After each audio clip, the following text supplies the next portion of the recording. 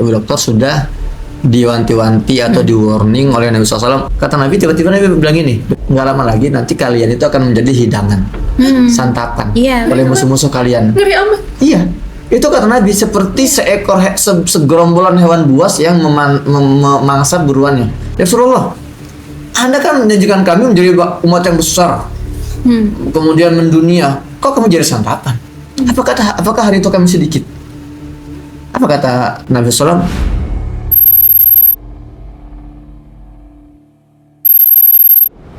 Assalamualaikum warahmatullahi wabarakatuh, teman-teman. Kembali lagi bersama saya Muhammad Hussein di channel Muhammad Hussein Gaza, dan kita masih ada di program podcast Meja Bundar. Filosofinya kenapa sih bundar? Karena kita melihat semua itu saling terkait dan tidak ada sudut-sudut tertentu sebetulnya ya. Semua ini seperti lingkaran yang saling menyatukan. Dan tamu kali ini tamu spesial banget. Subhanallah, ini yang suka saya baca pemikirannya, dan kita langsung berkenalan saja dengan Dr. Fika Komara. Ya. Dokter, Anda siapa, dokter? Assalamualaikum Ustadz dan teman-teman semua. Saya Fika Komara. Kebetulan memang nulis buku yang katanya Ustadz Hussein bahas. Saya senang sekali. Satu kehormatan tersendiri bisa di meja bundar ini. Mudah-mudahan tidak ada lagi sudut-sudut. Semakin bisa kolaborasi. Karena sebenarnya termasuk keresahan saya ketika menulis buku Geopolitik Umat ini tahun 2020. Saat itu saya baru selesai S3. Saya dengan teman-teman di IMUNE, Institut Muslimah Negarawan, memang concern pada pengembangan bidang geopolitik dan media, mengawinkan ilmu-ilmu kontemporer dengan penelitian keumatan dan tentu saja visi Islamic value, Ustaz. Dan waktu itu memang belum 2023 ya, belum kejadian Tufanul Aqsa, tapi masalah Palestina sudah sangat lama menjadi tragedi di umat Islam. Itu yang mendorong saya dan teman-teman untuk terutama saya, memang ini buku tunggal ya. Ada satu lagi buku Geopolitik Ibu, itu saya bareng teman-teman gitu. Karena itu peran ibunya. Aku ada nih bukunya. Nah, ini Masya Allah Mbak Ciki.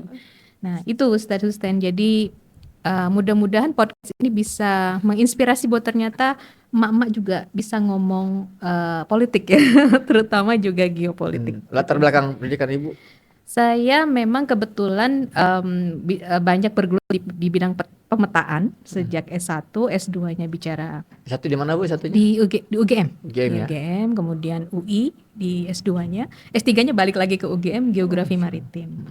Penelitian tentang Alki, selat-selat strategis, makanya ketika bicara Gaza tuh langsung ke gambar postur geografisnya, dan bagaimana sebenarnya PR-nya ya kita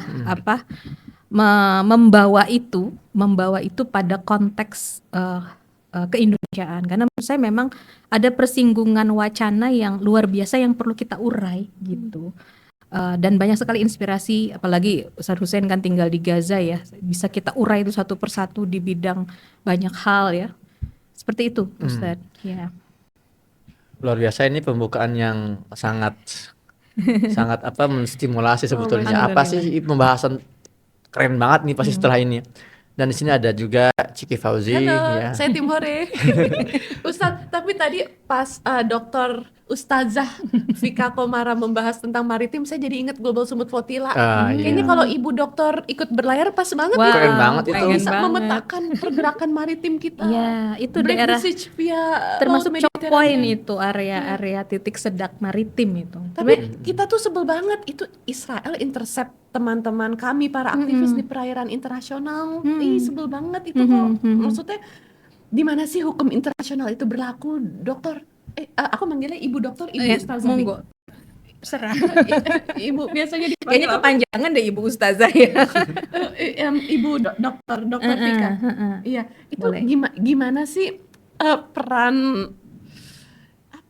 the government of the world, peran ini hukum internasional kok kayak nggak berlaku di Israel tuh, gimana sih? Sebel banget.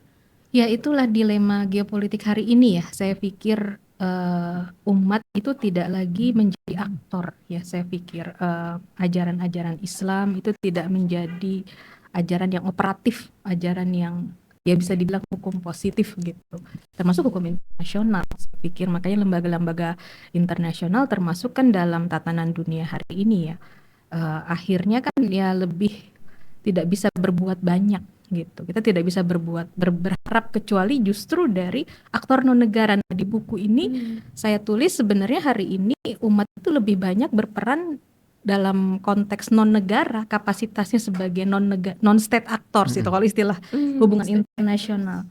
Karena kita tidak bisa banyak berharap termasuk pada lembaga-lembaga internasional hari ini Mbak Ciki gitu. Ya termasuk mungkin bicara perairan, padahal aset umat Islam dan aset dunia Islam terkait dengan selat-selat ya, terusan Suez, Laut Mediterania, terus Selat Malaka kalau dalam konteks Nusantara, Selat Sunda dan lain sebagainya, ya kita melihat belum menjadi wacana yang hidup dalam konteks sebagaimana teman-teman Al-Muqawamah itu bisa menghidupkan perlawanan terhadap Zionis gitu. Jadi aset-aset geopolitik, aset-aset geografis yang dimiliki oleh kita itu belum on sepenuhnya kan. Ini kan berarti ada aktor yang mungkin belum betul-betul mengemban misi geopolitik Islam bisa dibilang. Saya pikir hari ini ya menghidupkan kembali wacana aktor geopolitik Islam itu penting sekali karena kalau bukan kita terus siapa lagi gitu. Dan pertarungannya kan bukan hanya pada level penguasaan taktis lapangan tapi penguasaan konsep-konsepnya, menghidupkan wacana itu dalam ini sudah bicara tarung wacana, aktivisme hari ini ya. Misalkan kalau kita bicara wacana hukum internasional, wacana hukum laut, wacana kemanusiaan, wacana pembangunan bahkan gitu ya kalau dalam konteks. Karena Gaza juga kan ya kita tahu inisiatif Trump juga melakukan rekonstruksi Gaza itu kan bicara pembangunan fisik. Seringkali itu kan Islamic value itu tidak banyak hadir di situ. Ustaz. Kita pun teman-teman ketika hadir dalam global smooth flotilla itu sebenarnya kita ingin menunjukkan kepada dunia bahwa kita ini negara muslim terbesar, kita siap loh berinteraksi, bergabung, berkolaborasi dengan orang kiri dalam tanda kutip ya kan, ya orang kiri kan, LGBTQ juga ada di situ gitu loh. Kita latihannya aja di barat itu kiri banget. Iya. Waktu di Tunisia. Artinya memang kalau kita sudah masuk dalam panggung geopolitik, kita harus siap untuk berinteraksi dengan mereka yang biasanya berseberangan dengan kita gitu ya. Nah, namun kita harus memahami juga kan kita sebagai dalam konteks apa nih gerak di situ kan agar kita nggak baper. Kalau Ibu Dokter Vika S3-nya kemaritiman ya, maksudnya ke pertahanan pertahanan maritim. Iya. Emang maritim kita sedang bermasalah apa gimana sih? Sebenarnya karena Islam hari ini masih menjadi ya kalau istilah sekarang tuh nomena ya, ada fenomena ada nomena. Jadi Islam itu masih berada di tataran konsep normatif. Kita nggak paham tuh fenomena fenomena itu sesuatu yang bisa kita indra ya. Ini kayak fenomena Gaza, fenomena Sudan itu kita bisa indra. Tapi ada nomena. Nomena ini kan biasanya value, biasanya konsep, sesuatu yang intangible, sesuatu yang nggak terukur, nggak terlihat secara visual, secara fisik gitu. Nah Islam tuh masih di ranah itu, termasuk dalam pengaturan maritime governance ya. Kita menguasai banyak pintu gerbang selat-selat dunia, dari 9 atau 10 choke point itu kita sebenarnya dunia Islam itu termasuk Red Sea ya, terusan Suez, Selat Hormuz, Samudra Hindia sampai di Nusantara, apalagi kita punya banyak pintu gerbang. Ya sebenarnya tidak terancam dalam konteks ancaman karena hari ini juga umat Islam kan tidak secara aktif mengemban jihad sebenarnya kan. Justru istilah jihad ini baru mengemuka setelah Tufanul Aqsa 2023 7 Oktober. Nah ini kan teman-teman Al-Muqawamah Masya Allah itu sudah mencontohkan kepada kita betapa satu prinsip geopolitik yang selama ini terasing ya, karena memang kita tidak bisa pungkiri tatanan maritim, tatanan dunia hari ini ya Eurosentrik banget gitu. Setelah Perang Dunia Kedua, Eurosentrik berarti white supremacist banget ya dok? Yes, ya Eropa banget ya, termasuk ya tatanan bernegara, tatanan dunia. Nah saya pikir ini yang nomaden kan, maksudnya kita lihat kenapa penguasa muslim sekarang nggak bisa berbuat apa-apa soal Gaza ya, karena mereka memang tidak tidak mengemban Islam dalam konteks Geopolitik gitu ya. geopolitik tadi. Saya pikir itu absen ya misi Islam dalam pertahanan misalkan. Saya mengenal istilah ribat. Saya pernah penelitian dengan teman-teman imun ke pesisir timur pantai Sumatera ya, pantai timur Sumatera itu isinya kampung-kampung narkoba. Padahal dulu Afrika Utara yang Tunisia termasuk ya, Mbak Ciki kemarin itu dulu kan benteng ribat itu dijaga sama orang-orang terbaik, para ulama di buku The Sea of Calypso-nya Christopher Picard itu mendirikan pesantren, ulama-ulama SDM terbaik itu menjaga tanah kaum muslimin, dijaga dengan generasi yang kuat dan paling berkualitas bisa. Kalau sekarang kita lihat Dumai, kami ke Dumai, ke Kepulauan Meranti ya, ke Natuna, itu pesisir kita di perbatasan. Padahal Islam itu punya konsep ya soal ribat. Nah, narkoba. Ya, orang-orang yang sangat low human development. Jadi menurut saya memang geopolitik ini bukan soal kekayaan geografi aja akhirnya, tapi bicara human development. Dan ini yang kita belajar dari Gaza kan. Betapa akidah, betapa resistensi mereka, betapa keimanan mereka 3 dimensi kalau menurut saya, karena keimanan mereka itu menjaga tanah, menjaga ruang publik mereka gitu ya. Terus saya pernah ngobrol dengan istrinya Ustadz Hussein ya, Ukhti Jinan, 2 tahun yang lalu beliau mengatakan ya kayak di Gaza itu ikhtilat di ruang publik tuh aib gitu. Artinya ada something, ya memang itu aspek pergaulan, tapi menurut saya itu efeknya pada kehormatan bangunan masyarakat ya ketika semua punya visi yang sama. Komdev. Jadi menurut saya geopolitik itu akhirnya bicara human development juga, karena itu yang pernah diajarkan dalam sejarah ya. Bagaimana manusia itu punya keimanannya itu bekerja dalam semua dimensi hidupnya, tidak hanya pada dimensi spiritualnya, personalnya, tapi juga dalam penjagaan tanah dan ruang publik. Nah, dalam konteks sekarang makanya saya banyak mengembangkan kajian-kajian soal pembangunan urban, Ustaz. Jadi karena itu yang saya rasa kita di sini banyak bersuara soal Palestina, tapi kita pun punya our own problem gitu ya. Bagaimana kita shaping our society dari prinsip-prinsip Palestina, keteguhan jiwanya, termasuk bagaimana mereka menjaga tanah, menjaga ruang publik. Itu saya pikir bagian dari manifestasi pemikiran geopolitik saya pikir hari ini. Ya nggak sih? Karena berpikir ruang ya. Kalau geopolitik dalam hal yang paling sederhana, kalau saya ini kita memang harus bisa merebut tafsir sih kalau menurut saya. Iya, apa sih definisi yang mudah untuk geopolitik itu? Gimana Bu? Biar orang bisa paham. Iya, kalau saya mencoba menyederhanakan jadi politik keruangan, pengaturan ruang hidup umat Muhammad SAW. Memang ini terminologi geopolitik itu baru muncul pertama kali 1916 di jurnal Swedia, Rudolf Kjellén. Memang istilah ini muncul dari Eropa, tapi sebenarnya kalau kita berbicara syariah, prinsip-prinsip ini sudah lama, berabad-abad sejak Arum turun gitu ya, sejak masa Rasulullah. Ya, umat Islam itu sudah disiapkan menjadi pelaku geopolitik gitu. Makanya ada istilah Islam sentris gitu ya. Dalam buku itu saya baca dari bukunya Ibu Doktor ya. Iya, Masya Allah. Jadi selama ini kan kalau kita bicara geopolitik ini kan kita memposisikan tadi itu yang hero sentris itu ya. Tapi kita nggak pernah benar-benar memposisikan Islam sebagai pusat dari geopolitik itu gitu loh. Betul.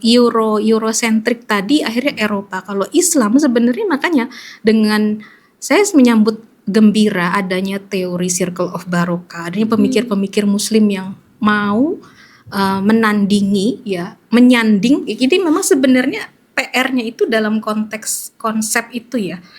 Menandingi dan menyanding, sanding dan tandingan dan sandingan gitu. Itu kita punya enggak dalam konteks, karena itu bicara solusi hari ini. Akhirnya kenapa dunia Islam hari ini tidak punya kapasitas atau tidak punya minimal bersanding dulu, compare ya, dalam teori perbatasan tuh gimana sih Islam punya konsep enggak, kita nyari dulu, dibandingkan dulu, baru kita sandingkan, baru kita tandingkan. Kalau dalam konteks dunia aktivis zaman dulu saya ya, zaman saya mahasiswa itu kan ada istilah tarung wacana. Nah, itu ruang seperti ini yang saya pikir antara Islam dan Barat itu sudah mulai semakin kehilangan panggung ya seperti itu.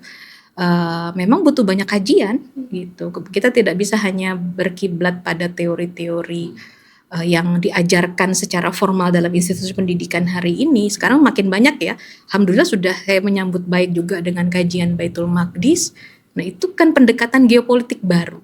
Padahal kita punya loh maestro geopolitik kayak Muhammad Al-Fatih, tapi itu kan tidak pernah dirujuk dalam studi defense studies dimanapun ya, maritime studies itu kita tidak, padahal luar biasa tuh Mungkin teknik. sebetulnya ada, cuman kita nggak ke situ ya. Kalau orang ilmuwan nih susah dicari kali ya. iya, maksudnya. dan memang bahasa geopolitik pun ini bahasa yang sebetulnya tabu ya kalau di kalangan anak-anak muda sekarang, terutama yang sekarang kita tahulah demografi kita kan didominasi oleh anak muda gitu ya.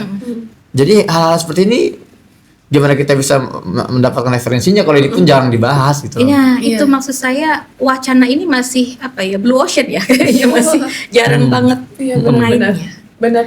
Padahal mereka musuh-musuh Islam kan banyak bermain di sini ya, termasuk digital development, globalisasinya. Terus saya jadi ingat terkait Tunisia ya. Jadi waktu saya ke Tunisia, saya rada kaget dan seperti diingatkan kembali karena ada patung Ibnu Khaldun yang di depan gereja gede banget di Tunisia gitu. Dan saya tuh ngehnya Ibnu Khaldun itu adalah sosok ilmuwan Andalusia.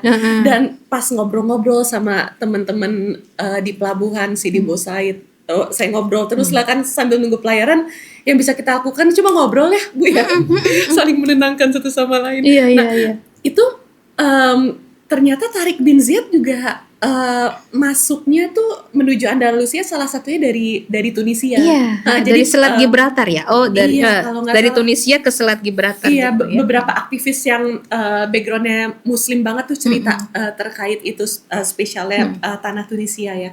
Dan saya jadi mungkin dulu tuh nggak ada sekat-sekat yang dibikin sama gimana ya sama orang-orang Eurocentris gitu. Iya. Dan saya jadi ingat juga bagaimana itu Sykes-Picot ngebagi bumi Syam, kapling-kapling ya. dikapling-kaplingin padahal kan sebenarnya kalau merujuk Dibuatin benderanya lagi warnanya sama. Benderanya warna-warna Natal semua lagi kan. Ya maksudnya mungkin nggak ya suatu saat kayak sekat-sekat negara yang dibedain sama bendera-bendera itu runtuh. Aku nggak tahu sih, I have no idea. Ini cuma pertanyaan sekelibat aja. Karena dulu kan sebenarnya gimana ya, nggak ada ya. Soalnya dulu nggak ada, kenapa harus ada gitu kan? Bisa kan nggak ada lagi dia. Apa itu akan memudahkan untuk mengkontrol kita nih atau gimana? Iya, saya pernah dapat referensi seorang ilmuwan Mesir ya. Beliau menulis soal geopolitik kontemporer. Salah satu tagline yang saya ingat sekali adalah dalam Islam itu ya batas negaranya ya darah syuhada gitu. Iya kan? Tidak ada konsep teritorialisme, itu kan memang konsep negara modern yang kemudian itu dipaksakan kepada dunia Islam dengan pada saat gelombang Perang Dunia II kan self determination right gitu kan, hak menentukan nasib sendiri gitu. Padahal sebenarnya itu kan bagian dari atmosfer yang sedang pengkondisian. Beralihan dari pemimpin global Barat itu dari Eropa ke Amerika kan kala itu dengan dari Inggris kan setelah Perang Dunia kan kolaps semua kan, makanya ada doktrin Monroe dan lain sebagainya. Amerika dengan doktrin pembangunannya ini lagi-lagi itu pun sama gitu. Setelah merdeka kan dunia Islam butuh pembangunan. Nah, developmentalism ini banyak dikritik sebenarnya. Sayangnya pengkritik ini juga kebanyakan mungkin belum dari para pemikir Muslim kritis ya. Kalaupun Muslim mungkin lebih ke arah ke kiri-kirian gitu kali Ustaz Husain. Ya, tapi ya itulah. Memang masih langka sekali dan saya berharap kajian-kajian mendalam seperti ini kenapa tidak gitu. Anak-anak muda sekarang makin banyak yang kritis dan literasinya juga sebenarnya sangat mudah distimulasi gitu. Cuman ya tadi tinggal pendekatan kita kan, mau pendekatan yang gimana nih yang Islam itu mau didekatkan seperti apa. Gini Bu Dokter, saya pernah ditanya ketika saya lagi ngisi kajian di Yogyakarta, Ustadz, antum itu kayak energinya nggak habis-habis. Iya lagi. Ya, antum kesana kesini itu kan aktif ya. Apa sih rahasianya? Ini jawaban saya. Saya bilang kalian tuh nggak tahu betapa nikmatnya bergerak dalam arena global seperti ini. Nanti suatu hari masyarakat awam ini akan paham bahwa yang kami lakukan sebagai para aktivis kepalestinaan ini bukan semata-mata aktivitas mengumpulkan donasi, kirim distribusi bantuan, enggak. Jadi kami ini satu titik kalian akan sadar kami itu adalah anak-anak muda yang sedang ikut meramaikan pertarungan geopolitik untuk melukis arah peradaban ke depan. Building the civilization. Ya, dan pintu masuk adalah Palestina karena di situ loh arena negara-negara adidaya bertarung. Ya. Jadi kalau kalian anak-anak muda sudah masuk ke arena ini, itu ada adiktif satu, akan ada kecandu di situ, dan dua, kalian akan merasa ini loh sebagai anak muda dengan intuisi yang masih tajam, energi yang masih puncak. Ini loh, this is where I belong. Di sini tempat saya harus berjuang. Bukannya kita menurunkan arena pertempuran kita.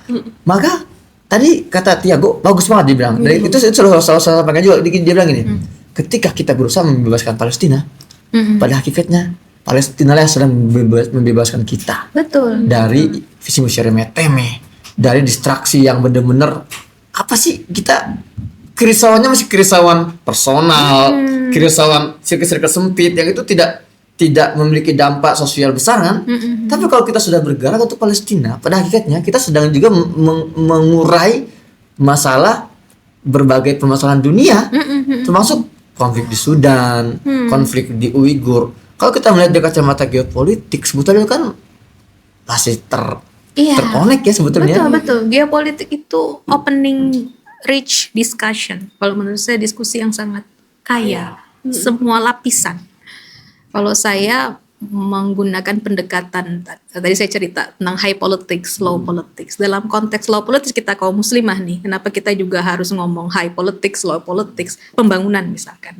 Kenapa sih generasi sekarang akhirnya berpikir tadi kata Ustadz gaya hidupnya seperti itu? Karena memang pembangunan hari ini tidak bervisi untuk membangun manusia. Jadi kalau kata ulama penuh dengan syubhat dan syahwat. Jadi generasi itu kan didangkalkan dan dengan sekarang miras, drugs, pornografi, protokol of food, elder Zionist. Saya pikir itu dari kan, food, dari fashion, dari film. Nah, itu kan melemahkan. Dan kita nggak sadar itu disusupin ya. Iya, itu kekuatan tertinggi manusia itu ada pada akalnya, pada kognisinya. Syubhat itu katanya merusak akal, syahwat itu merusak amal gitu. Akhirnya mereka tidak menjadi generasi yang berani memasuki area yang memang pada level tertingginya tadi, arena global kata Ustaz. Kita bisa bertarung wacana, kita bisa melakukan penyandingan, tanding gitu ya. Kalau antum punya konsep begini, kami juga punya loh gitu. Kami punya pengaturan misalkan soal perbatasan, bagaimana kami penjagaan ruang publik, bagaimana marwah perempuan itu terjaga dalam dunia digital sekalipun. Saya pikir kita harus melepaskan diri dari dalam konteks digital sekalipun, kita jangan hanya sebagai konsumen dong. Kita juga harus punya mental menyiapkan generasi yang bisa membangun misalkan smart city dalam konsep misalkan. Karena kan memang kita tadi civilization kan targetnya, dan memang harus seperti itu. Jadi ada layer di mana nomena tadi kita siapkan memang harus konseptual, dan itu digali dari kitab-kitab ya, tentu saja Quran Sunnah dan para ulama Ibnu Khaldun tadi ya. Dan juga ada tokoh-tokoh taktisnya, tokoh-tokoh kreatifnya. Saya pikir ya ini harus kolaborasi, ini kerja luar biasa memang. Kebangkitan umat hari ini itu kan di situ kuncinya gitu. Kita masih ternina-bobokan dengan nomena atau konsep-konsep yang berasal dari bukan Islam gitu. Bahkan kita belum, mungkin bisa jadi karena kehilangan pride di situ, kehilangan kebanggaan untuk menggali gitu. Ini karena mulainya awalnya kebencanaan keilmuan gak sih? Karena library sekularisasi. Islam di Baghdad tuh waktu Betul. itu terbakar habis. Iya, deislamisasi, terputusnya sakofah Islam. Kenapa kaum ibu sekarang hanya misalkan contoh sederhana bicara sumur dapur kasur, padahal ibu zaman dulu bicara high politics, bicara Baitul Maqdis, Ibu saya bahkan high politics banget. pembantunya Rasulullah kata Husain, kata Ustaz Husain tadi Terus juga. Hasan cerita tentang Maimunah. Nah, itu udah bicara, Ceritanya menarik banget. itu kan levelnya pada saat itu high politics loh Mbak. Kan bicara pertahanan, bicara bagaimana mimpi visi Rasulullah untuk Mungkin merebut Ustaz bisa kembali. cerita juga terkait Nah, biar coba. teman-teman yang Nah, nonton. benar-benar. Karena tadi kayak aku miss gitu. Wow gitu. Iya, iya. Ada sebuah hadis. Ya teman-teman, hadis ini keren banget sih. Ini harus banget kita tadabburi hadis yang diriwayatkan oleh seorang pembantu perempuan namanya Maimunah. Pembantu Nabi SAW namanya Maimunah. Maimunah binti Sa'ad. Jadi ada dua Maimunah yang terkenal di masa Nabi. Maimunah binti Harith, istri Nabi. Dua Maimunah binti Sa'ad, ini pembantu Nabi. Di sebuah majelis, Maimunah tiba-tiba interupsi. Ya Nabi Allah, aftina fi Baitul Maqdis. Wahai Nabi Allah, berikanlah kami fatwa tentang Baitul Maqdis. Literate banget berarti Bu Maimunah itu ya. Nah, yang kaget itu ketika saya baca hadis ini, saya bilang wait ya, tunggu dulu ya. Baitul Maqdis hari itu bukan satu tema yang dibahas oleh emak-emak, Iya. pembantu pula. Karena Baitul Maqdis itu sebetulnya saat itu sedang menjadi pusaran geopolitik yang jadi benturan antara dua imperium, Romawi dan Persia. Iya. Bayangin gak sih, emak-emak hari ini ngumpul di pasar, Ngomongin ya, geopolitik. tiba-tiba gimana ya kabar hubungan antara Xi Jinping dengan Donald Trump? Ya nggak mungkin Sekarang sih banget ya. ngomong ini harga tempe Pak. Ada tempe gitu kan, perceraian para selebritas. Iya. Perselingkuhan. Jadi, maksudnya Kita downgrade ketika saya membahas hadis ini, saya tanya kepada Profesor Abdul Fattah Uwaisi, pakar geopolitik ya, kok bisa ya seorang pembantu membahas masalah ini? Kata beliau apa? Karena hari itu yang sedang hype, yang sedang viral di Madinah adalah masalah Baitul Maqdis. Kok bisa viral? Siapa lagi yang kalau bukan memviralkan, kalau bukan Nabi SAW? Nabi SAW itu ya, betapa beliau itu ingin mengajak masyarakat yang berpikir global, global, lagi dikepung, lagi di Khandak, di parit, lagi perang nyangkulin batu itu kan. Iya. Nabi tiba-tiba teriak, ya. Iya. Romawi dan Persia pada akan saat- jatuh Masya Allah. ke tangan umat Islam. Para sahabat lagi berusaha defend, dikepung oleh 10.000 Nyangkulin parit ya itu ya. nyangkul parit. Nabi mengajak mereka membahas geopolitik. gitu Masya kan. Allah. Berat ya. Iya. Dan di situlah. Jadi kalau saya gini, Bu Dokter, bagi saya geopolitik ini ya seperti oktagon. Kalau tahu UFC, Ultimate Fighting Champion, ini tempat ahli-ahli bela diri terbaik di dunia itu bertarung. Ada Khabib Nurmagomedov di situ, ada Islam Makhachev, Conor McGregor. Ini arena hanya bisa dimasuki oleh mereka yang best of the best. Gitu.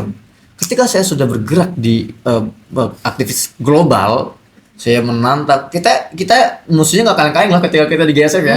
Kita langsung menghadapi Israel loh. Ampun. Israel ini. Yang Dua terkuat malam ya. tiap jam 11 Petarung yang dibom kuat kapalnya, ya. coba. Kelas beratnya ya. Iya, kita mohon maaf, saya tidak lagi harus menghadapi Singapura. bukan Singapura, misalnya politisi di dalam negeri lah ya, yang selama ini banyak kayak dijadiin bicara.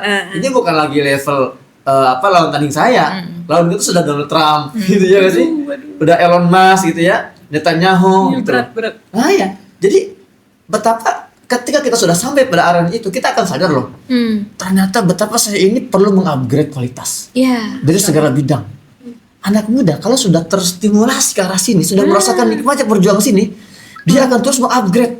Betul. Dan ketika dia sudah terupgrade, nanti ketika dia suatu hari harus dijadikan misalnya kepala desa, kepala kota, wali kota, itu akan sudah memiliki Visi yang lebih ke depan ya. Bukan hanya visi tapi juga sudah kompetensi. Iya. Gitu loh. Kapasitas. Ah, kalau kita selama ini hanya diajarkan untuk mengajar bagaimana sih seolah kesuksesan anak muda ketika mereka sudah masuk menjadi PNS misalnya kan, itu kan sekarang kan kita dibatasi sekali kan, atau apa namanya itu bahasanya itu kalau di BUMN itu misalnya komisaris gitu ya, itu terlalu rendah sekali anak muda dengan kemampuan yang lagi tinggi tingginya harus diajak untuk dibatasi seperti itu. Harusnya ngomongin Laut Cina Selatan, Ustadz. Gimana tuh? Selat Malaka. Kalau mau jadi Muhammad Al-Fatih banyak nih kaum ibu kan sekarang namain anaknya Muhammad Al-Fatih. Ya harusnya kan bicara lokus-lokus strategis bagaimana mengendalikan, mengatur, membangun tatanan di situ. Wow. Itu karena orang Harus pada level pemuda itu. muslim ini kita itu tidak didesain, tidak diciptakan untuk menjadi babu-babu dan kacung-kacung. Iya. Kita para pemuda ini Atau diciptakan konsumen, Ustadz. atau konsumen. Kita didesain untuk menjadi pemimpin, produsen, pelaku, inisiator. Ya, itu loh kita mau anak muda tuh berpikir aktif. Nah, Itulah kenapa kita bangga disebut aktivis. nah bukan Karena kita pasifis ya. bergerak, iya, bukan pasifis. Betul. Kalau Masya terkait Allah. Selat Malaka tuh gimana, Bu Dokter? Iya, Selat Malaka itu sebenarnya juga kan dalam wacana kemaritiman itu kan choke point ya dari dosen saya itu kebetulan ahli strategi juga orang militer ya. Beliau mencerita sebenarnya dijajarin aja tuh 1.000 kapal nelayan di ke Selat Malaka karena namanya karakter postur geografis choke point itu dia tidak perlu teknologi terlalu canggih itu sudah bisa menghadang karena kan lokasinya sangat rawan ya kayak perempatan gitu ya sempit macet gitu tiba-tiba ada yang menghalangi nah itu yang lewat kan kapal tanker tuh kapal kargo kan sedikit meledak resikonya sangat besar jadi ya seperti Red Sea itulah. Jadi sebenarnya kemampuan kita untuk mengendalikan tuh nggak perlu teknologi canggih cuma persoalannya ada nggak inisiatif Yang berani misalnya. ya. Kalau Nah. dalam kasus-kasus sebenarnya ini misalnya Yaman gitu berani dia, Yaman tuh Houthi berani. itu Heeh. masih pada konteks kan non-state actor Ustaz ya, masih pada level itu. Makanya NGO. iya, itu yang saya pikir keberanian kita juga untuk mendiskusikan diskusi wacana dalam konteks mengembangkan pemikiran-pemikiran ulama yang ditulis mungkin abad-abad sebelumnya dalam konteks kekinian. Saya jadi ingat gini, Malik Ben Nabi, sosiolog dari Aljazair, ya termasuk daerah Maghribi ya, mungkin Ustaz Hussein lebih ngerti daerah Maghribi, saya belum pernah ke sana. Waktu itu pernah mau ke Tunisia tapi nggak jadi. Nah itu memang pernah menuliskan salah satu watak bangsa yang mudah dijajah itu adalah ketika disconnect antara intelektualitasnya dengan spiritualitasnya. Hari ini kan kita bisa melihat banyak kan anak-anak muda yang pinter, tapi nggak connect dengan imannya, dengan identitas spiritualnya. Iya, betul. Kalau kayak gitu mah ChatGPT Iya. juga pinter. Nah, iya. dan teorinya dari mana kan akhirnya kiblatnya kan itu deislamisasi tadi atau akhirnya begitu pinter tapi tidak untuk melayani Islam, tidak untuk melayani marwah atau izah kaum muslimin Allah dan Rasulnya, wala wal baroknya jadinya kan walanya kepada siapa, baroknya kepada siapa, kebalik-balik gitu hari ini. Nah, kolonisabilitas beliau tulisannya itu mengkritik karakter kaum muslimin di Indonesia yang ya sangat mudah menjadi ya kalau bully itu bullyable gitu ya mudah banget dibully gitu koloniable gitu kan jadi sangat mudah untuk dijajah seperti itu Ustaz. Ini sebetulnya konsep ini Ibu Dokter sudah diwanti-wanti atau di warning oleh Nabi SAW 14 abad yang lalu. Iya, dalam sebuah hadis Nabi pernah bersabda yushikul umam antada alaikum kama tadal akal tidak qasatiha. Kata Nabi tiba-tiba Nabi bilang gini depan para sahabat, nggak lama lagi nanti kalian itu akan menjadi hidangan, santapan oleh musuh-musuh kalian. Ngeri amat. Iya, itu kata Nabi seperti seekor segerombolan hewan buas yang memangsa buruannya. Kata salah seorang sahabat, ya Rasulullah, hal min qillatin nahm. Ya Rasulullah, Anda kan menjanjikan kami menjadi umat yang besar, kemudian mendunia, kok kami jadi santapan? Apakah hari itu kami sedikit? Apa kata Nabi SAW? Bal antum yawma idzin katsir. Oh tidak. Hari itu kalian banyak miliaran. Tapi seperti buih. Tapi Tapi buih dalam lautan. Dalam ombak. Apa sih buih itu kan oksigen yang terjebak dalam apa butaran-butaran air itu ya. Buih nggak punya kekuatan sama sekali kan. Dan Nabi jelaskan juga penyebabnya kan. Ya, intinya adalah hubudunya wa qariyatul maut. Cinta dunia dan benci kematian itu. Iya, nah dan gini ya. Bicara masalah geopolitik, pentingnya kita ini memahami di mana sih peran kita dalam perseteruan politik ini gitu ya. kalau kita bicara geopolitik kan artinya kita menyentuh banyak sisi kan, banyak layer-layer perjuangan gitu ya. Dan geopolitik ini juga yang menentukan arah peradaban, gitu kan. Nah, menurut Bu Dokter, ya, apa kaitan antara fenomena geopolitik hari ini dengan kondisi yang semakin tidak menentu, Sudan misalnya kan, hancur-hancuran ya. Dan Israel berani menyerang 8 negara dalam 2 tahun terakhir. Ini arahnya kemana menurut Dan apakah ada connection di antara itu semua? Ya saya melihat memang ya karena umat Islam tidak lagi menjadi subjek geopolitik, gitu. Tidak lagi menjadi penentu arah. Kita lebih pasif. Ya sebagaimana saya kutip di buku saya, pemikir Fawaz Egerjes itu mengatakan aktor-aktor politik, aktor-aktor negara dunia Islam itu kebanyakan apolitik dan pragmatis, yaitu pada buku tahun 90-an ditulis ya. Jadi mereka bukan yang, kalaupun negara yang kuat tapi tidak bisa menentukan. Ya kita tahu hak veto aja kan, hak veto itu dikuasai oleh, ya kita udah bolak-balik di istilahnya udah, apa istilahnya ya, harapan palsu lah, dikasih harapan palsu.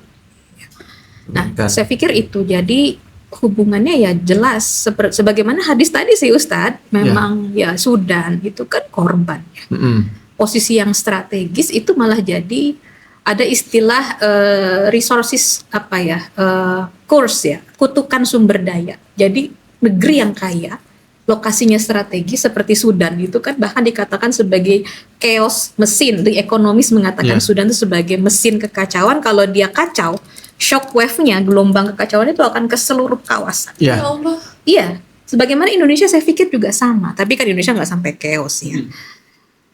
Nah, itu kan yang bisa membaca itu kalau kita nggak punya kesadaran geopolitik. Padahal dalam Quran juga banyak sekali perintah kul siru fil ardi fanzuru. Ya, yang dilihat kan bukan ayat traveling sebenarnya. Fanzur kaifa kana akibatul ladzina min qablihim. Kebanyakan dari mereka itu adalah mujrimun, orang-orang yang berdosa, orang-orang yang bahkan kafirun, perbuatan, kerusakan itu kan kesadaran ruang, berjalan fil ard. Itu kan kesadaran ruang, sebenarnya ayat geopolitik juga itu selain Ar-Rum ya, dan itu ada sekitar 9 ayat yang perintah, bahkan lebih kayaknya ya, perintah Quran untuk berjalan di muka bumi, melihat perilaku. Jadi yang diminta fanzur ya, observasi, lihatlah gitu. Bagaimana perilaku akibat dari orang-orang yang sebelum kalian, yang mereka kebanyakan adalah orang-orang yang berdosa, orang-orang yang kafir. Nah, itu kan kesadaran ruang, kesadaran hal-hal begitu memerintahkan kita untuk lebih punya 3 dimensi dalam keimanan gitu ya, termasuk dalam menyadari posisi kita. Kalau kita tidak aware, sekaya apapun kita kayak perempuan seksi aja yang diincar di target, easy target, sitting duck gitu istilahnya ya, yang bisa semua ya seperti halnya Sudan gitu. Jadi sekaya apapun kita menjadi targetnya predator, perampok misalkan. Karena kita sendiri memang menurut saya dalam Islam itu prinsip geopolitik itu lebih kepada jihad itu ya, Zarwatu Sanam itu salah satu prinsip geopolitik saya pikir yang dijadikan syarat gitu ya ketika Concert of Europe, ketika Turki mau saat itu kan Anda tidak boleh membangun pola hubungan masuk ke Eropa. Turki waktu itu the segment of Europe itu masuk minta ke Eropa, itu kan diberi syarat sama Concert of Europe, jangan gunakan hukum-hukum Islam. Artinya di situ bukan hanya memang tidak hidup, memang dimatikan. Ada keinginan dari pihak kayak Eropa emang nggak mau gitu. Islam tuh jadi semacam hukum positif di international law-nya, itu salah satunya kalau kita lihat sejarah ya. Konsep Europe itu tahun berapa sih ya, Concert of Europe itu ya? Awal abad 19 ya? Iya, abad kayak sepertinya begitu. Saya lupa persisnya ya, mungkin bisa dicek nanti. Tapi itu memang salah satu syarat yang diberikan gitu. Artinya mereka tidak ingin ada supremasi Islam, ya kan? Gak boleh hukum Islam itu yang tertinggi. Ya gitu, betul. Kan? Yang juga membuat saya mind blowing, Bu Dokter, saya pernah mendengar kajian ilmiah seorang dosen di Universitas Petroleum Saudi Arabia. Dia membahas tentang sejarah. Dia bilang berkali-kali, dia bilang ajari anak-anak kalian peristiwa 1907. Dia berulang-ulang tuh 1907 saat itu ada namanya Imperial Conference. Jadi negara-negara imperial itu Saya malah baru tahu tuh. Apa itu, Pak 1907. Ustadz? jadi dulu itu kan gini, abad ke-14-15 itu kan sistem kolonialisme barat itu kan konsepnya konsep 3G ya. Gold, glory, Gospel. gospel ya. Satu negara Eropa menjajah beberapa negara Asia Afrika kan. Nah, dalam perjalanannya ternyata ini nggak efektif. Memang saat itu barat mendominasi, tapi kehancuran dan kerugian mereka besar sekali karena mereka selalu dimanapun negara mereka menjajah selalu berhadapan dengan kekuatan Islam di situ, kekuatan jihad di situ kan. Akhirnya mereka semua memutuskan dikumpulkan oleh salah seorang Perdana Menteri Inggris namanya Sir Henry Campbell Bannerman di London. 1907 mereka kopdar. Negara-negara yang diundang itu kayak Italia, Spanyol. Dulu bukan berbentuk negara ya, masih dalam 1907 ya. Artinya ini memang kekuatan-kekuatan kolonial saat itulah dikumpulkan. Mereka membawa para ahli militernya, ahli strategi, ahli ekonomi, dibawa semua kopdar berhari-hari mereka membahas banyak hal. Di antara resolusi yang keluar dari pertemuan itu adalah mereka sepakat untuk mengubah gaya kolonial mereka. Jadi mereka sekarang nggak lagi mengkolonis sendiri-sendiri. Mereka berkumpul mengumpulkan kekuatan ekonomi, finansial, militer, dan mereka membangun satu entitas untuk ditanam di jantung kekuatan umat Islam. Yang sekarang kelak bernama Israel. Aku jadi ingat yang deklarasi Balfour itu deh. Itu jauh setelahnya kan. Waktu itu 19 berapa? Lionel 16 ya. Di Lupa Inggris. saya. Itu 10 jadi gini. tahun dong jaraknya ya. Iya, jadi yang bikin ngeri itu apa coba? Jadi ide-idenya proyek, makanya kalau kata dokter Profesor Abdul Fattah WC kan ini proyek kolonial barat. Iya. Disitulah dimulai dirumuskannya tuh. Jadi mereka sepakat udahlah kita nggak usah ribet-ribet bawa sana sini, pasukan kita nyebar sana sini, kita cukup kuasai jantung dunia yang Palestina itu kan memang secara empiris sudah diakui kan ini jantung dunia, siapa yang menguasai dia menguasai dunia kan.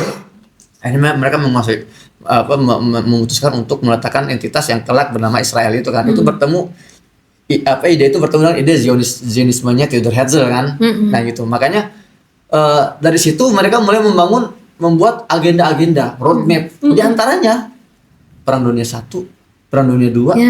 Ini bagian dari roadmap hasil dari Imperial 1927. Conference itu. Jadi contoh misalnya nih, Perang Dunia I apa sih tujuan utamanya? Kalau kita membaca sejarah kan terbunuhnya gara-gara terbunuhnya putra kota Austria-Hungaria, kemudian ada konflik dengan Jerman sebagainya. Kalau kita menarik benang merahnya dengan agenda ini, visi misi tujuan utama Perang Dunia Pertama itu adalah pertama meruntuhkan kekhilafahan. Mereka menarik segmen of Europe itu segmen mereka tarik Turki itu untuk mereka hancurkan dalam Perang Dunia I. Lalu dipecah-pecahlah dan kekuatan Islam menjadi beberapa negara, muncul Sexticot kan, membagi bancaan itu kan, persis seperti kata Nabi SAW itu loh. Itu jadi bancaan. Kemudian menjadikan Inggris sebagai negara adidaya. Selesai itu Perang Dunia I. Masuk dalam tahap selanjutnya Perang Dunia II. Memindahkan adidaya dari Eropa Inggris ke Amerika, dari Inggris ke Amerika, mengubah LBB jadi PBB, League of Nations jadi mengubah pound sterling jadi dolar gitu kan. Termasuk saat itu semangat perdamaian dunia, world peace. Itu yang mematikan jihad kan. Itu maksudnya. Jadi gini, kenapa Amerika itu muncul tidak hanya ingin pergantian adidaya tapi sistem. Tujuan utama dari Perang Dunia Kedua adalah membangun sistem nasionalisme. Jadi gini analoginya ya. Oke, Mesir, kamu sekarang kami kasih kemerdekaan. Ini benderanya, warnanya bagus ya, seneng ya. Oke, ini lagu kebangsaannya. Lanjut, Libya, belum dapat bendera ya. Oke, ini bendera kamu, ini lagu kebangsaan kamu. Semua terus dibagi-bagi kan? Dengan tadi itu narasi kemerdekaan semu, soalnya mereka merdeka dan mereka sudah di kota-kota. Awas ya, kalian sudah punya bendera masing-masing, sudah punya lagu masing-masing, sudah punya demarkasi masing-masing, garis demarkasi. Nanti kalau kami menjajah Palestina, kalian jangan ngapain. Kalian punya bangsa yang harus kalian rawat. Ya Allah. Ya kan? Itu kan akhirnya sekarang kan alasan mereka tuh nggak mau membantu Palestina secara militer karena mereka pikir kita punya kedaulatan yang kita jaga, kita punya rakyat. Nah, Itu adalah produk dari nasionalisme ini. Kalau kalian marah, wahai negara-negara Arab, silakan ya, kami sudah membangun instansi namanya PBB, itu buat kalian curhat, buat kalian ngedumel di sini. Dramanya kelihatan ya. Kita harus baca dari rentetan sejarah itu. Wow. iya, makanya ini kan ada satu buku 2013 yang tadi saya ceritakan tentang The Impossible State karena Prof. Wael Halak itu. Negara modern atau dengan narasi-narasi tadi tatanan pasca Perang Dunia Kedua, postmodern, sebenarnya kan negara modern itu nggak pernah akan bisa mengakomodir nilai-nilai Islam karena sejak awal dia udah menyingkirkan peran Tuhan, ya kan. Meskipun bukan berarti Islam tidak dalam format negara modern ini bukan berarti Islam tidak bisa kembali, tapi jangan pakai template yang digunakan oleh si negara modern yang negara bangsa, termasuk paham nasionalisme yang memang itu sebenarnya kan dalam beberapa literatur sudah jelas nasionalisme itu sesuatu yang asing sebenarnya dulu borderless umat Islam nggak tambah ciki gitu. Jadi saya pikir nasionalisme itu dan termasuk template kehidupan bernegara, tapi bahwa kita harus menghadirkan, makanya di sini tantangan bagi para aktivis muda dan para aktivis Palestina bagaimana kita menghidupkan wacana di luar template itu gitu, dan tentu harus dengan algoritma Islam gitu, apa ya istilahnya, ukuran-ukuran dan makoyisnya Islam gitu, mikiasnya. Ini yang saya pikir, iya tentu butuh bimbingan para ulama, butuh kerjasama di semua sektor. Ya sekali lagi ini menjadi tantangan. Sebenarnya panggung dunia udah mulai terbuka, Amerika mulai lemah, Zionis sebenarnya sudah terengah-engah. Cuma kitanya kan sekarang justru tantangannya di internal. Itu. Iya ya, kayak problemnya. dipecah-pecah ya. Nah, kita harus militansinya mulai dari konsep, mulai dari wacana. Ya, saya pikir anak-anak muda nih saya energinya udah luar biasa. Ini harus diangkat ke level yang menurut saya lebih gitu.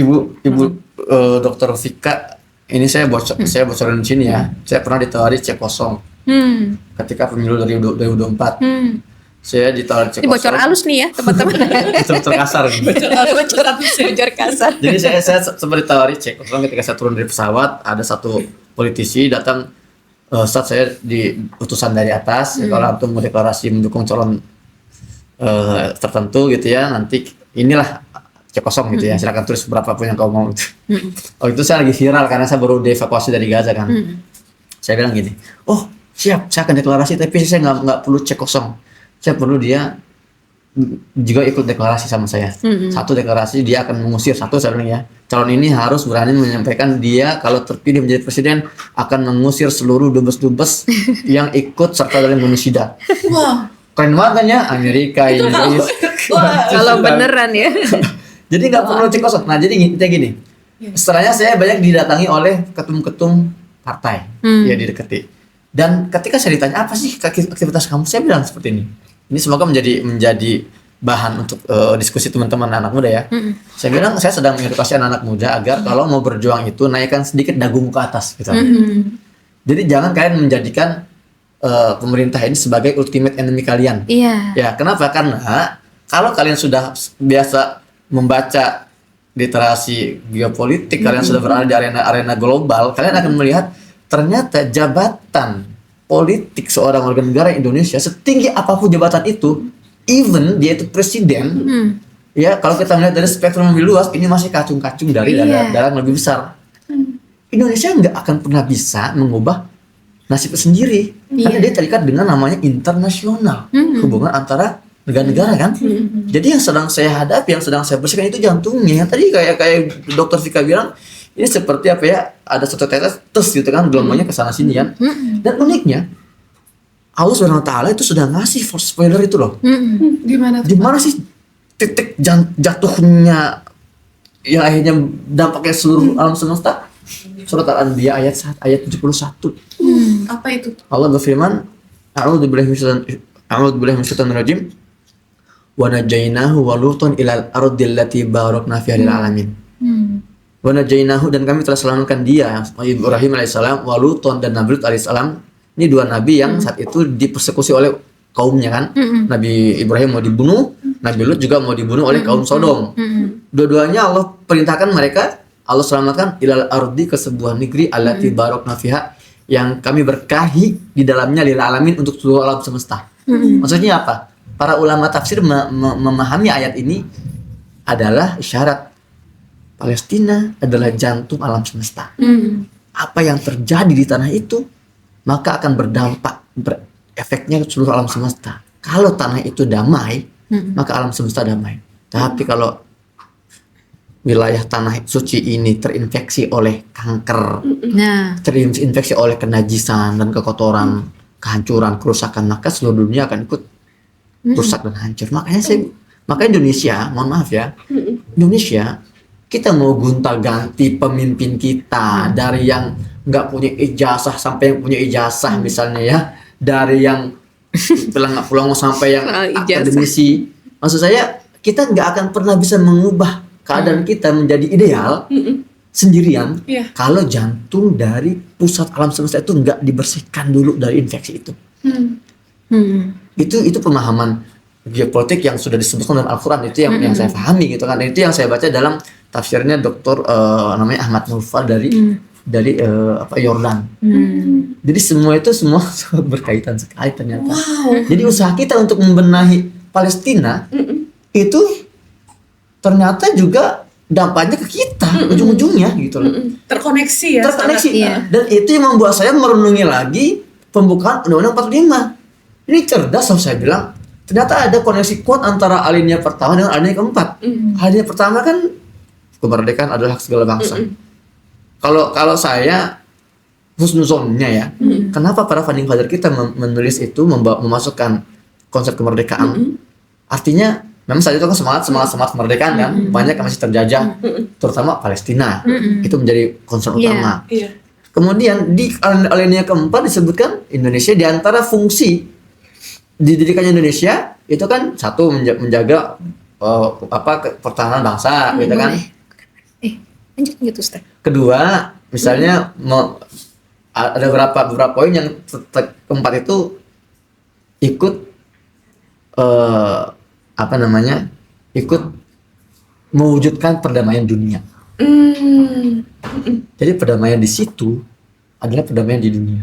Oke. Connect gak sih? Connect. Antara semangat Al-Quran dengan ide dan cita-cita para pendiri bangsa kita. Jadi kita tuh kayak sebagai masyarakat Indonesia ikut chip in gitu ya Ustadz ya, terhadap perdamaian dunia. Iya, karena itu juga perdamaian kita juga. Paham gak sih? Paham. Kita memperjuangkan Palestina, pada hakikatnya juga kita sedang memperjuangkan value kita sebagai seorang manusia, sebagai seorang bangsa. Dan ini yang kadang nggak difahami, dikira aktivitas kita ini sekedar aktivitas ya menyuarakan hak masyarakat kemanusiaan semata, atau padahal ini lebih besar dari itu. Gerakan itu. Soalnya sering banget nih, apalagi semenjak kita balik dari Tunisia yang tadi yang mau berlayar ke Gaza ya, pulang-pulang banyak banget yang nyerang. Kenapa nggak Papua, Timur Indonesia dan lain sebagainya? Padahal itu semua kalau aku pribadi ya udah aku lakuin dari 2012, keluar masuk desa bahkan di timur Indonesia. Wah, segala macam lah dilakuin gitu ya buat Indonesia. Dan makin kesini ya jadi ada kepedulian terhadap Baitul Maqdis dan Palestina juga, tapi bukan berarti kita para aktivis Palestina juga lupa sama kondisi Indonesia yang lain. Ya, betul sekali. Itulah kenapa para pendiri bangsa kita sudah wanti-wanti kan, jangan sampai kita tuh punya pemahaman egois itu gitu. Apa sih jauh-jauh ke sana, sini juga masih yang membutuhkan. Apaan itu? Kalau gitu nanti akan berujung pada apa sih jauh-jauh bantu tetangga kita, rumah kita juga masih membutuhkan. Nah, itu sudah bicara mentalitas sebetulnya. Saya minta pandangan Ibu Dokter terkait statement saya. Tolong dikoreksi kalau salah. Jadi kemarin tuh saya di Riau ditanya oleh salah seorang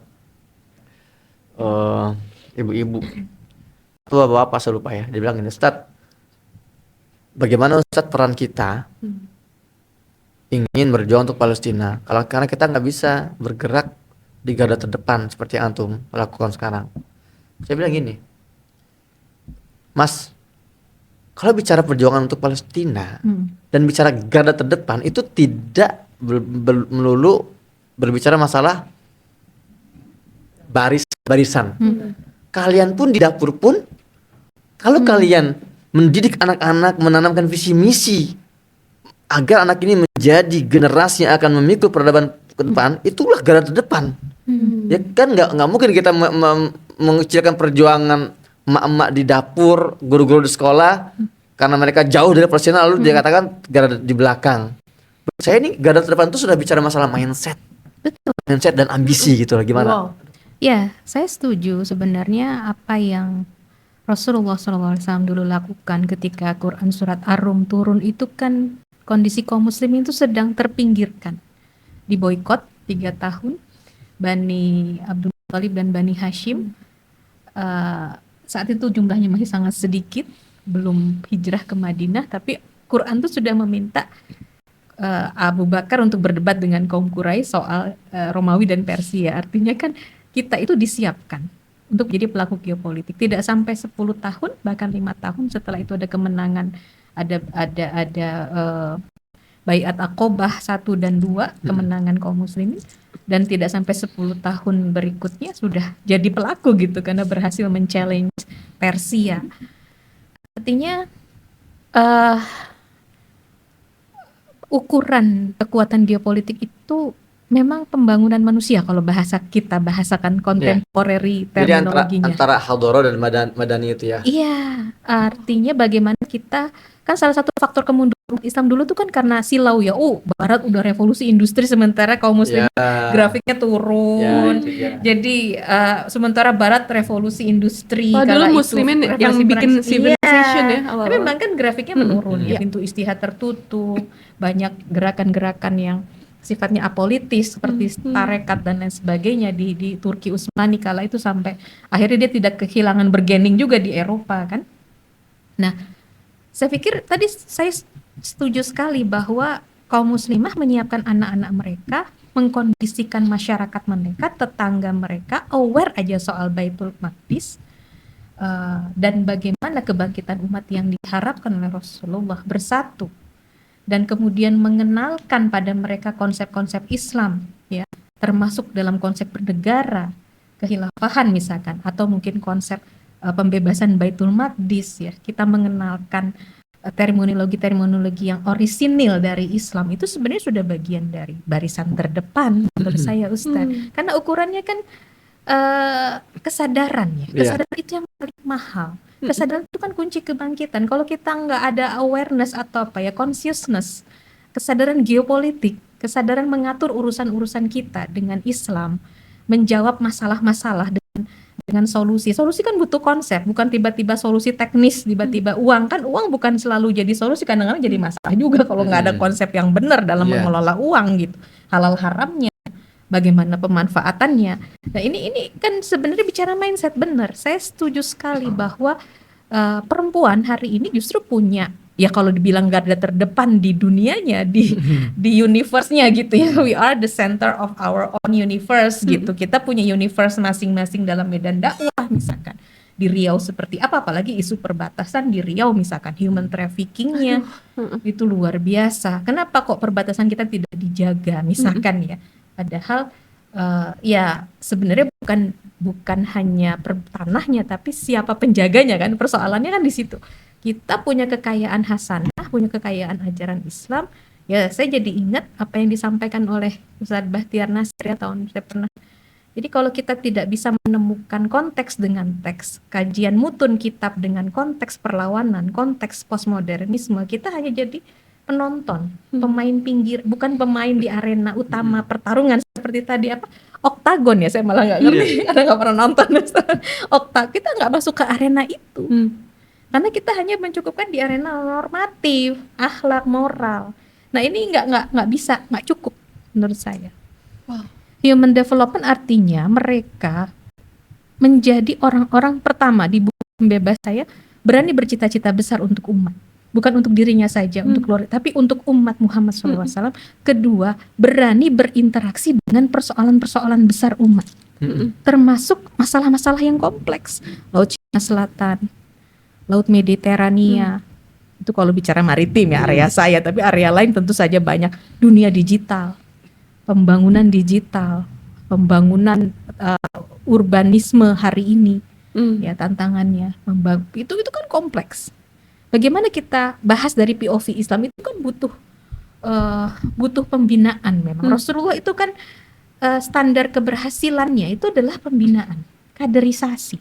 Bukan sekedar banyak atau tidaknya follower kan gitu. Tapi kualitas kader-kader yang akhirnya mengemban ideologi itu gitu. Sampai akhirnya bisa menegakkan sebuah peradaban. Wow. Iya enggak sih? Wow. Itu kuncinya di manusia loh. Iya. Itu akal yang Allah berikan kepada. Makanya unik Bu Dokter. Dalam surat Al-Isra, ketika Allah menjelaskan kriteria pembebas Masjidil Aqsa itu, Allah menyebutnya uli ba'sin syadid. Gitu kan? Apa itu? Uli ba'sin. Dalam bahasa Arab, kekuatan itu ada beberapa kata, di antaranya quwah dan ba's. Quwah itu kan, kuat itu ada di bahasa Arab. Quwatun, itu bahasa Arab. Kuat. Kuat itu artinya bahasa Arab tuh. Awalnya itu quwah. Al-quwwah. Oh, bahasa Indonesia kuat dari bahasa Iya, Arab. serapannya Baru kayaknya. Al-quwah. tahu. Oke. Quwah ini bahasa Arab yang artinya kekuatan yang bisa jadi muncul karena faktor eksternal. Amerika dikatakan kuat karena memang persenjataan teknologinya gitu ya. Tapi ba's, ini bahasa kedua dalam bahasa Arab, ba's itu artinya kuat. Tapi dia kuat dari internal. Dari dalam diri. Dari dalam. Muncul ya, ba's bangkit. Iya, ba's itu aja. Jadi memang kayak Abu Ubaidah sang jubir, dia bilang apa? Oh iya. Pencapaian tertinggi kami di Gaza bukanlah roket-roket yang kami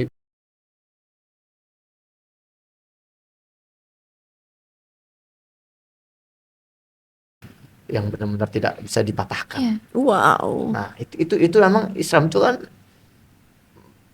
lebih fokus pada sebetulnya ba's itu.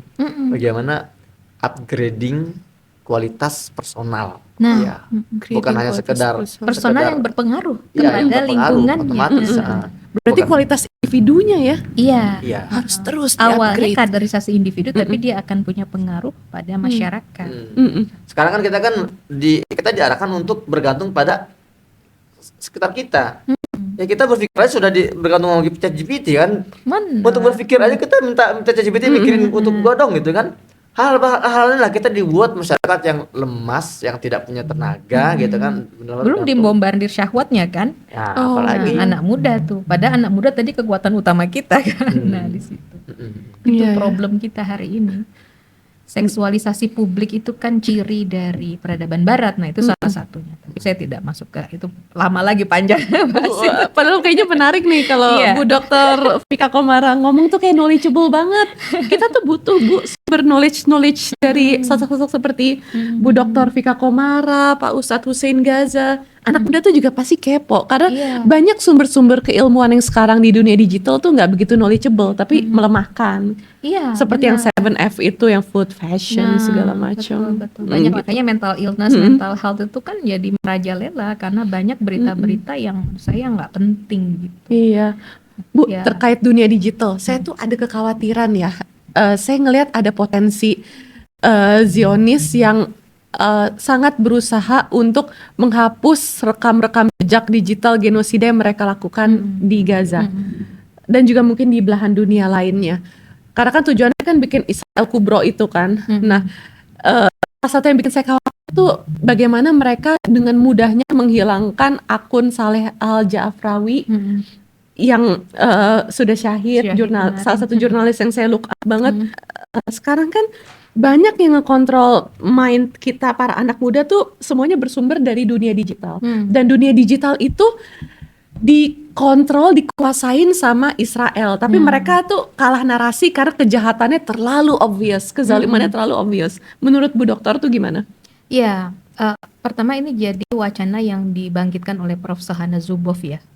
Beliau profesor di Harvard tentang digital, capitalism surveillance. Kapitalism Itu surveillance. judulnya. Jadi Oke. pengintaian kapitalis. Itu Itu apa di namanya? buku saya. Sahana Zuboff. Itu bukan sih yang bilang ini kalau sesuatu itu gratis maka kau adalah Iya, salah satunya. kalau sesuatu itu gratis Engkau adalah marketnya. Engkau adalah produknya. Produknya. Betul, betul.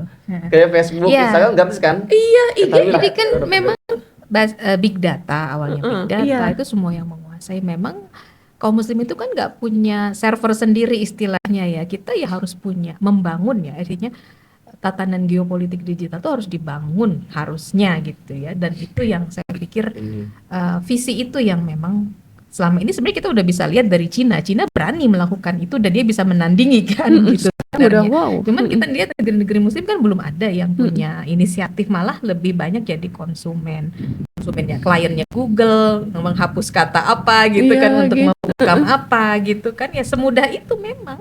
Jadi bahwa ya tidak aneh gitu, sangat tidak aneh karena mereka yang sangat menguasai industri itu, apa digital, military, surveillance itu kan memang mereka kuasai, dan ini yang memang harus kita sadari. Kita hanya sekedar ya kalaupun jadi content creator kan ya hanya memanfaatkan sebagian, harusnya juga bicara hulu gitu, bicara hulu. Dan ini memang harusnya kita banyak diskusi juga dengan teman-teman di ITB ya, bagaimana membangun kemandirian, kedaulatan data, kedaulatan itu juga masalah geopolitik saya pikir.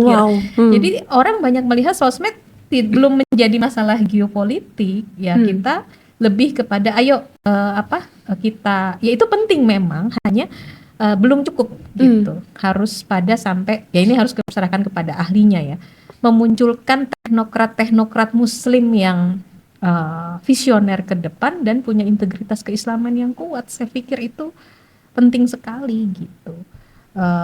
Ke depan ya, membangun visi itu. Jadi ya memang semudah itu. Zionis kan memang berada pada mata rantai penting kapitalisme gitu. Jadi ya iya nggak sih? Dia kan memang punya dia pihak kapital, pihak besar. Jadi ya apa yang bisa kita lakukan?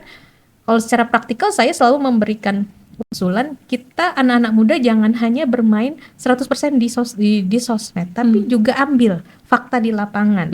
Buat produk digital berbasis kesadaran situasi di lapangan, jadi di darat punya pergerakan, di udara tuh tinggal menguatkan. Jadi tidak mengandalkan, karena kalau bergerak semata-mata di udara itu algoritmanya pasti dikendalikan sama mereka. Iya kan? Kayak banyak. Tapi kita juga punya kegiatan-kegiatan yang real gitu, kayak entah itu latihan, entah itu apapun ya, pencerdasan anak muda di lapangan itu mereka kan nggak bisa kontrol kita sebenarnya. Tinggal kita itu lebih real, lebih rutin gitu, lebih mengakar. Tapi memang bahwa kita juga butuh menjulang. Itu penting. Jadi mengakar sekaligus menjulang. Saya pikir itu yang kuat banget, mengakar terus menjulang. Filosofi pohon lah. Iya benar-benar. Proses Ibrahim kan ya, mengakar dan menjulang, berbuah pula kan rindang. Kalau sekarang jangankan mengakar, orang bukan ChatGPT ya, AI aja sudah dengan kemampuan Vimeo gitu loh. Jadi kita nggak perlu syuting, tiba-tiba kita prompt, tiba-tiba udah ada semua tuh adegannya. Masya Allah. Itu kan mengurangi aktivitas kita di lapangan kan. Padahal itu yang lebih bernilai ya. Saya pikir di darat itu harus gerilya terus menurut saya. Gerilya tambah dengan serangan udaranya tetap gitu kan. Jadi saling kolaborasi. Saya pikir itu dua main field, medan utama yang harus dikuasai anak muda. Jadi tidak hanya di udara saja, tapi juga salah satu contoh, teman-teman di Bandung lagi resah nih, kok peredaran miras seiring dengan pertumbuhan kafe semakin tinggi, bahkan di kampus-kampus Islam. Coba selidiki rantai suplainya, ayo kita teliti. Misalkan kita wawancara, kita observasi, berjalan di muka bumi tadi dengan lingkungan medan seperti itu kan punya lapangan. Dan kita buat kayak jurnalisme investigasi gitu ala-ala netizen sekarang kan menarik sebenarnya ya. Dirty vote. Iya. Undang dong Bang Ferry Amsari gini, seru itu. Iya, saya pikir di darat itu yaitu kemampuan menangkap isu lapangan. Kemudian diangkat menjadi produk digital. Itu akan punya jadi karya yang orisinil gitu. Bukan sekedar akhirnya mengikuti ngejar-ngejar algoritma gitu. Saya jadi inget Bu, kemarin tuh saya ngobrol sama Bang Ferry Amsari, salah satu di balik Dirty Food ya. Beliau cerita tentang bagaimana kafe itu sebenarnya bisa jadi tempat-tempat simpul-simpul perjuangan. Itu yang terjadi di French Revolution. Dari kopi, karena kopi itu kan menguatkan akal berpikir, terus jadi anak-anak muda French pada saat itu bertukar pikiran terkait perjuangan, dan akhirnya terjadi French Revolution. Nah, Inggris melihat itu sebagai suatu kekhawatiran akan menjadi ancaman, makanya dibikin culture tea time di Inggris. Nggak kopi, nggak ngopi tapi ngeteh, nggak building something revolution dan lain sebagainya. Nah, di Indonesia itu kan ya selain banyak kopi dan sebagainya dan sekarang banyak coffee shop itu sebenarnya tuh bisa menjadi simpul-simpul perjuangan juga ya, tapi udah dicederai dengan banyak miras-miras di sana gitu ya Bu Iya, ya. itu dia juga jadi persoalan. Makanya kan tetap betul sih, dari penelitian kami terbaru memang kafe itu ruang ketiga di mana ada pergeseran anak muda tuh, pergeseran pola belajar anak muda tuh ke kafe pindahnya, nggak di perpus, nggak di ruang kelas. Jadi mereka memang butuh ambience, butuh suasana yang cozy untuk belajar, ngobrol, meet up dengan teman-teman. Itu memang penting untuk kita jadikan sarana Berkalibrasi literasi satu termasuk sama lain gitu ya. bahkan bisa ngajak nih owner-owner kafe, ayo kita. Peluang. Peluang dan tantangan. Dari Ibu Vika iya. Itu Pemanfaatan kafe sebagai Iya, medium medium dakwah bagi bagi Gen Gen Z. Z, iya. Saya milenium ya di atas Milenial Gen Z. akhir. Iya milenial. Milenial. Iya, Saya sampai lupa saya generasi apa.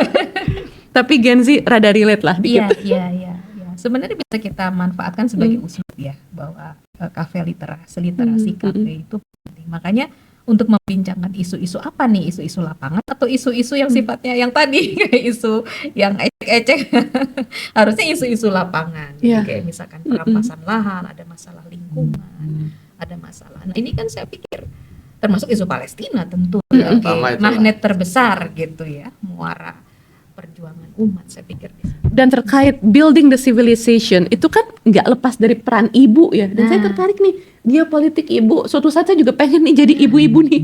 Ini kira-kira apa yang bisa di-sharing terkait ini biar ibu-ibu karena saya tuh kemarin beberapa kali ke daerah ya, sering banget ke daerah dan sering juga di-approach ibu-ibu yang tanya, Mbak Ciki gimana ini kita ibu-ibu yang cuma bisa di rumah aja tapi pengen terlibat dalam perjuangan Palestina tapi nggak bisa lah ikut-ikut berlayar kayak Mbak Ciki.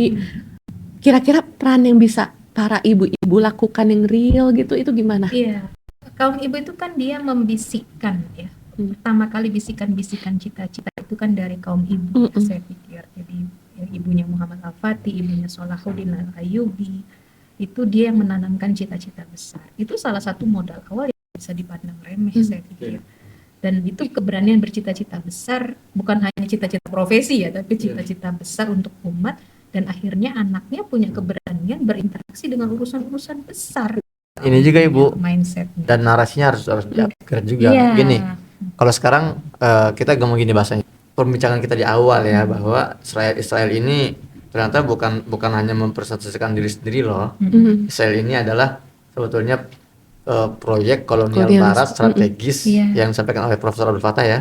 Artinya apa? Negara-negara barat ini bersatu untuk membangun Israel sebagai penjaga peradaban. Makanya kan Jose Maria Aznar 2010 Perdana Menteri Spanyol pernah tuh dia menulis dalam kolomnya, support Israel because if Israel go down you all go down. Dia terang-terangan banget loh. Kalau Israel hancur, kita hancur. Maksudnya peradaban barat hancur. Ibarat apa, kartu domino ya, trik, Iya, betul. semua jatuh. Artinya apa? Tugas kita hari ini umat Islam tidak hanya membawa Palestina pada gerbang kemerdekaannya, tapi yang lebih penting dari itu adalah mempersiapkan generasi yang akan mampu memikul peradaban setelah runtuh peradaban barat. Wow. Barat ini kan kapitalis. Ketika kapitalis ini runtuh, hanya kalau menurut Samuel Philip Huntington ya, ada dua kekuatan yang akan mengambil alih kontrol dominasi di dunia. Kalau nggak Islam ya komunis, gitu kan? Apa kita mau menyerahkan ke komunis? Enggak. Maka di antara gerakan garis depan untuk ibu-ibu hari ini adalah mempersiapkan generasi anak itu. Jadi sekali lagi yang lebih penting dari membebaskan Palestina adalah menyiapkan generasi yang mampu memikul peradaban setelah runtuhnya Israel dan runtuhnya peradaban barat. Wow. Jangan-jangan Ustadz Husein cetakan dari ibunya juga ya begini ya? Mau nggak mau lah. Tadi ahlu Sunda wal Jamaah. Cool. So what's next Bu Dokter? Ya, Islam itu sebenarnya model terbaik ya dari sustainable development, karena manusianya yang dibangun, bukan sekedar fisik. Kita tidak boleh kagum ya, hanya mengagumkan pada misalkan prasarana fisik kayak infrastruktur canggih, misalkan, tapi ternyata bermasalah kan. Wah, itu kayak ticking bomb itu. Iya, makanya sebenarnya kan persoalannya juga ada pada kita gitu, sehingga peran ibu sebenarnya adalah peran yang sangat sustainable karena investasinya jangka panjang. Ya. Itu yang saya pikir keberlanjutan estafet perjuangan itu yang dibutuhkan hari ini. Makanya anak-anak muda harus semakin melek wacana pembangunan, wacana masa depan, pembangunan peradaban, pembangunan digital, pembangunan kota, pembangunan madaniyah gitu ya. Wow. Ini kan harus termasuk dari masalah, biasanya kan titik-titik yang menjebak umat itu kan kalau nggak masalah syahwat, masalah duit ya, syahwat dunia wahan tadi. Biasanya tuh di situ kan fitnahnya itu, kayak tadi tawari cek kosong ya Ustaz. Alhamdulillah nggak kejebak ya Ustaz. Nah itu salah satunya. Jadi memang di sini yang memang kaum ibu penting sekali membina karakternya, integritasnya, wal baroknya hanya kepada Allah dan Rasul ya, bukan kepada dunia. Dunia kan ada di tangan, bukan di hati. Iya kan, itu prinsip Islam. Jadi kita menggunakan fasilitas dunia ini untuk cita-cita besar Islam. Saya pikir itu adalah saya tuh ingat ketika Khalifah Rasyidin kelima tuh Khalifah Rasyidin Muawiyah. Bukan. Abdul. Oh iya, maksudnya Abdul Aziz. Yang zuhud banget itu kan meninggal. Nah, itu satu kaisar Romawi itu mengatakan, saya sering menemukan orang yang tidak menginginkan dunia itu pendeta, tapi mereka di sosok ini dia menginginkan dunia. Dia punya semuanya, tapi dia punya dunia di tangannya, tapi dia tidak, iya, dia meninggalkannya. Gitu. Artinya dunia itu dia gunakan untuk tujuan akhirat. Nah ini memang pemimpin yang sangat sustainable menurut saya ya, gitu. Gitu. Saya pikir itu yang anak muda tuh harus banyak mencontoh lah. Islam tuh punya banyak role model. Persoalannya itu memang kebanyakan di masa lalu. Nah, gimana tantangan membawa model itu pada hari ini dengan tantangan kekinian, teknologi, pembangunan ini yang memang menjadi sentral daya pikat kapitalisme hari ini. Justru kita harus bisa menaklukkan itu gitu. Kita tidak meninggalkan beruzlah menjadi tidak ngapa-ngapain gitu ya, tapi kita justru harus bisa menaklukkan itu, saya pikir. Dan itu adalah mentalitas pelaku geopolitik gitu, menurut saya dalam konteks kita dari tanah kita ya, meskipun kita tidak berada di Ardul Muqaddasah, di tanah suci atau di tanah mubarakah, kita tidak berada di Syam, di tanah para nabi, tapi di tanah kaum muslimin yang insya Allah tetap diberkati, kita bisa tetap berkontribusi, apalagi negeri muslim terbesar di dunia insya Allah. Dan banyak isyarah tentang pasukan dari timur ya Ustaz ya. Sebenarnya kita udah kedua, yang pertama udah Pakistan sekarang. Kenapa? Yang muslimnya paling banyak sekarang Pakistan. Oh sekarang yang udah kedua, udah bergeser ya. Iya. Ya berarti saya belum update di sini. Jangan apa-apa. Oke. Ya. Iya, Ustaz. Aduh, nggak kelar-kelar emang ini masih banyak. Ini kita baru mukadimah ya. Belum masuk materi. Waduh. Udah disuruh closing tuh, diingetin. Ya teman-teman, Masya Allah ini adalah pertemuan pertama kita dengan Ibu Dr. Vika, tapi yang pasti bukan pertemuan terakhir Ibu ya. Insya Allah, senang banget. Masih ada banyak hal yang kita ingin bahas ya dengan Insyaallah. Ciki juga, kayaknya Ciki udah resmi menjadi apa namanya co-host ya, Saya tim hore di sih. meja bundar. Saya suka belajar. Kalau dekat Ustadz Husain tuh kecipratan ilmu-ilmunya, alhamdulillah lumayan gitu. Masya Allah. Sama Bu Dokter juga, Iya, Masya Allah Masya ilmunya. Allah. Very knowledgeable. Terima kasih semuanya Bu Dokter ya, Sama-sama. Ciki Fauzi, terima kasih teman-teman. Nantikan ilmu-ilmu baru dan semangat baru dalam konten selanjutnya di program Meja Bundar Podcast di channel Muhammad Hussein Gaza. Sampai jumpa. Assalamualaikum warahmatullahi wabarakatuh. Waalaikumsalam. Dadah.